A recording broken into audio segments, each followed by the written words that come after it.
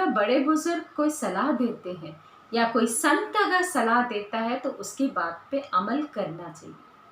अगर हम नहीं करते हैं तो हम बाद में पछताते हैं और सोचते हैं काश उनकी बात को हमने समझा होता और सुना होता, उसको अपनी ज़िंदगी पे लागू किया होता। नमस्ते, मैं Janvi Jha, mind hypnotism channel Jhansi से। मैं आपको इसी पे एक छोटी सी कहानी लेकिन बहुत ही प्यारी सुनाने जा रही हूँ, जिसका टाइटल है 100 रुपए की एक बात। एक बार क्या होता है, एक सेठ होता है, बहुत ही धार्मिक प्रवृत्ति का था। वो बहुत ज़्यादा कुछ भी चीज़ होता है, धर्म पे बात हो या बड़े बुजुर्ग की बात, बहुत गौर से सुनता था। एक बार ऐसे ही एक धार्मिक गुरु आते हैं वहाँ पे, और सब कहते हैं बहुत ही पहुँचे हुए हैं। तो वो सोचता है चलो उनको भी अपने घर पे बुलाया जाए।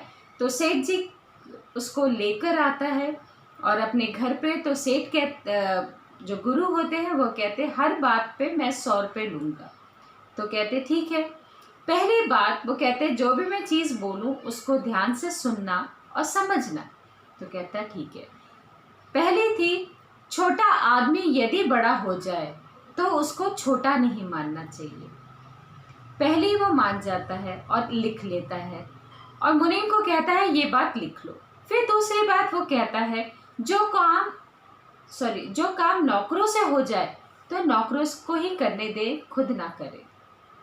फिर तीसरा वो ये कहता है दूसरों का दोष किसी के सामने प्रकट ना करे। फिर चौथा वो कहता है जहां से मन हट जाए उस जगह फिर नहीं जाना चाहिए। तो इस बात को भी वो कर लेता है। ये चारों के चारों जो शिक्षा वो देता है उसको वो लिख लेता है।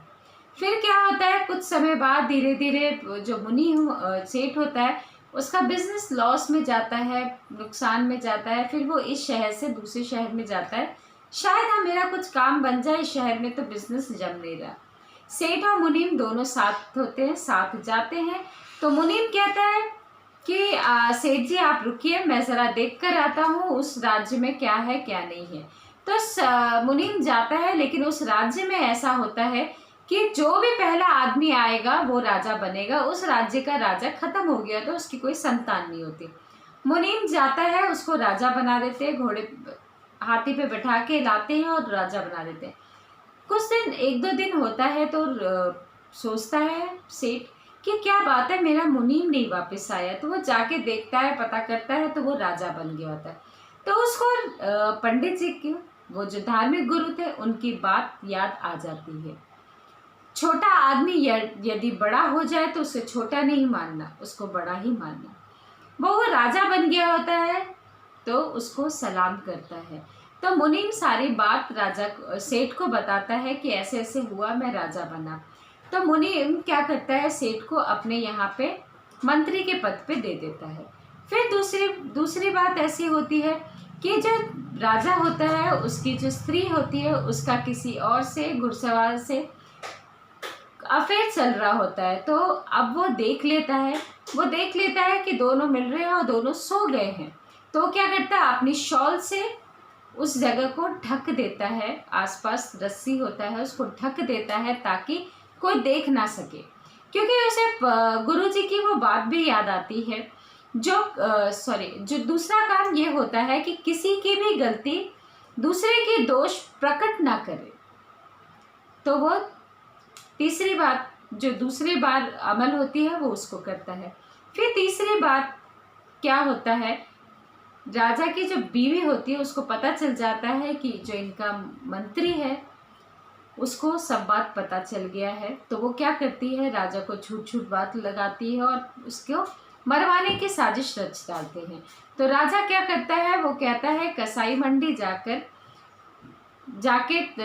जो मंत्री होता है उसको कहते हैं जाके वहाँ से मांस लेकर आना। तो वो सोचता है मैं खाता नहीं, ये अच्छे से जानता है राजा, फिर मुझे क्यों भेज रहा है। तो उसको फिर वो गुरु की बात याद आती है, अगर नौकरों से जो काम हो जाए फिर खुद क्यों करे। तो वो सोचता है मेरे जाने से क्या है, नौकरों के जाने से भी हो सकता है। तो वहाँ पे वो जाता है, नौकर, उसको मार दिया जाता है क्योंकि राजा का आदेश होता है जो आदमी आएगा उसको मार देना। फिर कुछ समय बाद राजा को ये बात पता चल जाता है उसकी रानी क्या किस घुड़सवार से अफेयर चल रहा है। तो उसको बहुत दुख होता है कि मैंने अपने मंत्री को मरवा दिया, बहुत दुखी होता है। फिर वो क्या करता है, उसे बाद में पता चलता है कि वो मंत्री जिंदा है। वो बहुत खुश होता है, मंत्री को बुलाता है। फिर मंत्री आता है, उसको सारी बात राजा बताता है कि इस तरीके से आपको मरवाने की साजिश मैंने रची थी, सब कुछ। फिर वो कहता है कि आप यहाँ हमारे राज्य में फिर से आ जाइए मंत्री के पद पे। तो वो कहता है नहीं। गुरुजी की बात चौथी, जो सबसे आखिरी बात है, वो मुझे बहुत अच्छे से याद है, जहाँ से मन फट जाए वहाँ फिर वापस नहीं जाना। यानी कहने का मतलब है वो उसने गुरु की बात मानी, धार्मिक गुरु ने जो जो बात बताई थी उसको उसने लिखी और अपने जीवन में पूरा उसको ग्रहण किया।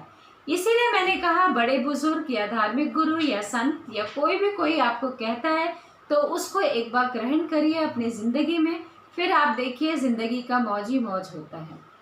अगर मेरी बात आपको अच्छी लग रही है तो प्लीज़ लाइक करिएगा, सब्सक्राइब करिएगा और कमेंट बॉक्स से कमेंट जरूर करना। धन्यवाद।